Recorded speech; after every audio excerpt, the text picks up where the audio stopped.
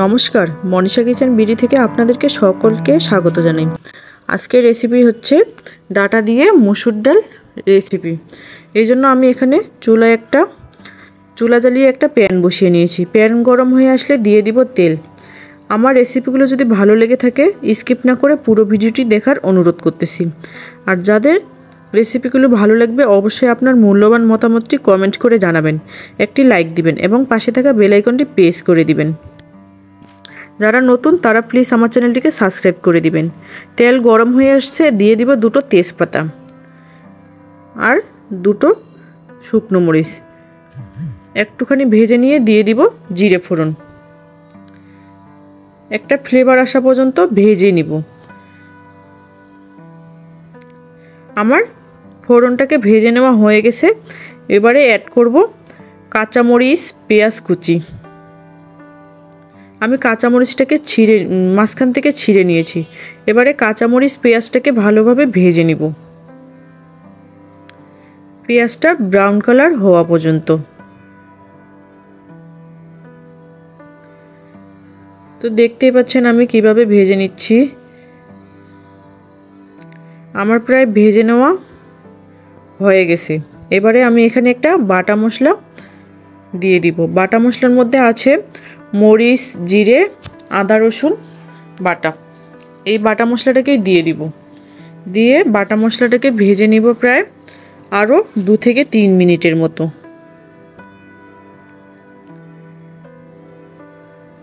আমি এখানে মশলাটাকে ভেজে নিব, এতে কাঁচা গন্ধটা চলে যাবে।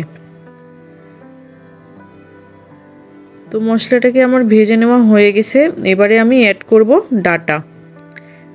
এখানে আমি কচি ডাটা একেবারে নিয়ে নিয়েছি। কচি ডাটাটাই ডাল খাওয়ার জন্য কিন্তু কচি ডাটাটাই একেবারে সেরা। তো দেওয়ার পর ভালোভাবে মশলার সাথে ডাটাটাকে একটু ভেজে নিব, এতে ডাটার একটা কাঁচা ভাব থাকে, ওটা চলে যাবে।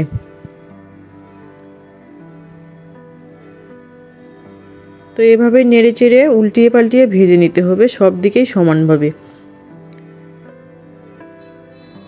ভেজে নেওয়া হয়ে গেছে।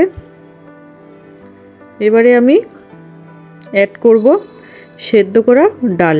আগে থেকে আমি মুসুর ডালটাকে সেদ্ধ করে রেখেছি। এবারে এই ডালটাকে দিয়ে চুলা আঁচটা বাড়িয়ে নিব আর মশলা ও ডাটার সাথে ভালোভাবে মিশিয়ে নিব।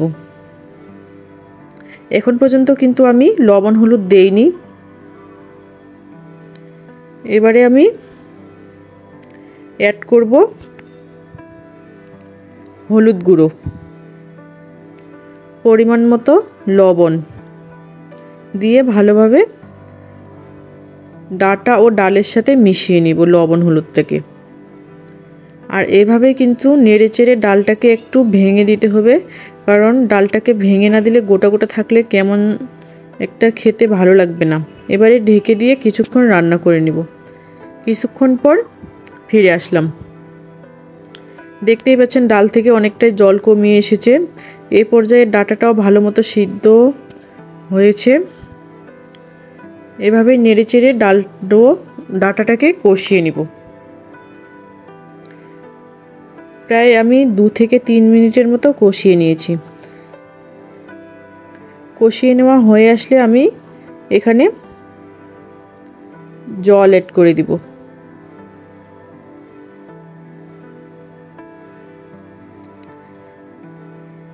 আপনি যতটা পরিমাণ ডাল করবেন অতটা পরিমাণে কিন্তু জল ইউজ করবেন। জল ইউজ করে ভালোভাবে নেড়ে চেড়ে সাইডে লেগে থাকা ডাল ও মশলাপাতি সব ডালের জলের সাথে মিশিয়ে দিতে হবে। আবারও আমি ঢাকনা দিয়ে রান্না করব মিনিট 5 মতো।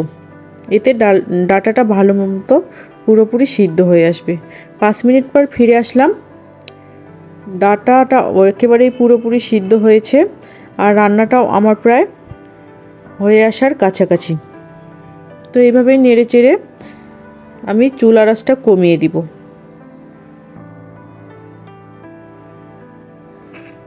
আর রান্নাটিও আমার প্রায় হয়ে এসেছে। ভিডিওটি দেখার জন্য অসংখ্য ধন্যবাদ।